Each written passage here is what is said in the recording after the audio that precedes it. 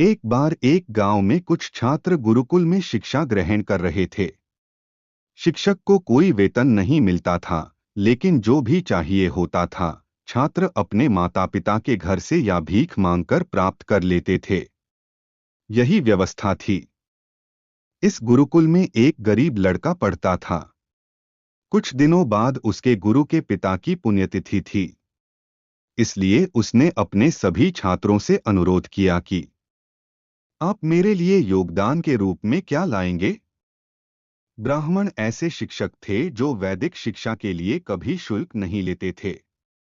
मैं कपड़ा दे दूंगा, एक गरीब छात्र बोला। मैं अपनी मां से पूछे बिना कुछ नहीं कह सकता। ठीक है, तुम अपनी मां से पूछो और कल मुझे बताओ।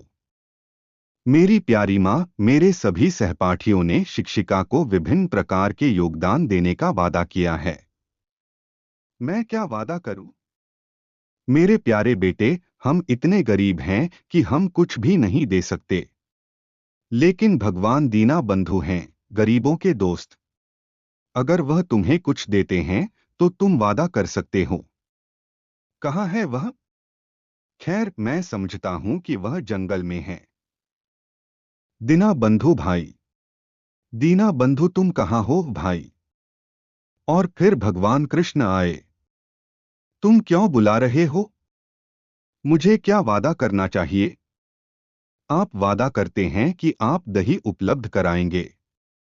लड़का बहुत संतुष्ट था। मेरा दीना बंधु भाई दही उपलब्ध कराएगा। ओह, यह बढ़िया है, बहुत बढ़िया। इसलिए समारोह के दिन वह जंगल में गया और पुकारा, दीना बंधु भाई, दीना बंधु भाई, तुम कहाँ हो? तो कृष्ण आए। उसने उसे दही का एक छोटा बर्तन दिया। यह मेरा योगदान है, मेरे दीना बंधु भाई ने दिया है, इसलिए आप ले लीजिए। क्या? इतने सारे सैकड़ों और हजारों लोगों को खाद्य सामग्री दी जाएगी और आप इतना दही दे रहे हैं? वह क्रोधित हो गया। उसने परवाह नहीं की और बर्तन को बड़े मंच के किनारे रख दिया। बर्तन जमीन पर गिर गया और दही फैल गया। लेकिन कुछ देर बाद जब शिक्षक आए तो उन्होंने देखा कि दही गिर गया है। उन्होंने बर्तन उठाया। फिर उसने उसे उठाया और नीचे गिरा दिया। वह अभी भी भरा हुआ था।